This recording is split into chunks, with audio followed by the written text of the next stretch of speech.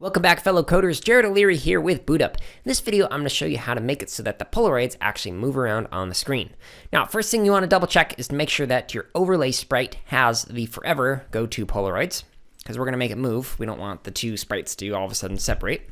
Whoops, bumped my microphone. Okay, so now inside of the Polaroid sprite, we're actually going to, instead of just going to a random position, we're going to then glide to a random position.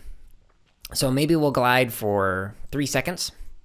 So every time we go to a random spot and then glide somewhere else before stamping onto the screen, like this. Cool.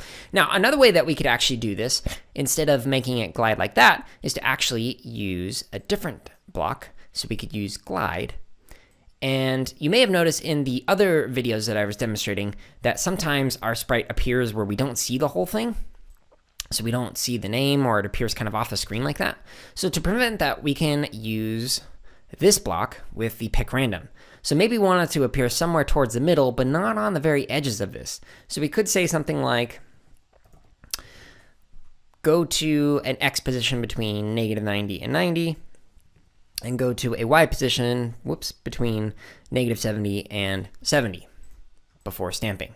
And then maybe we could also make it glide a random amount. So maybe glide for 1 to 5 seconds. So now when we do this, it's going to start anywhere, but it's always going to glide somewhere towards the middle of the screen. So that way we can always see the entire Polaroid that's on here. Cool.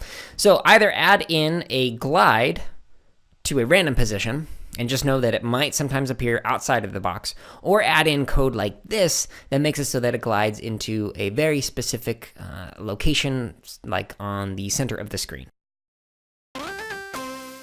Hey everyone, if you're watching this on YouTube, go ahead and like, comment, and subscribe. If you're not watching us on YouTube, you can find us on that platform as well as other social media outlets by searching for BootUp PD.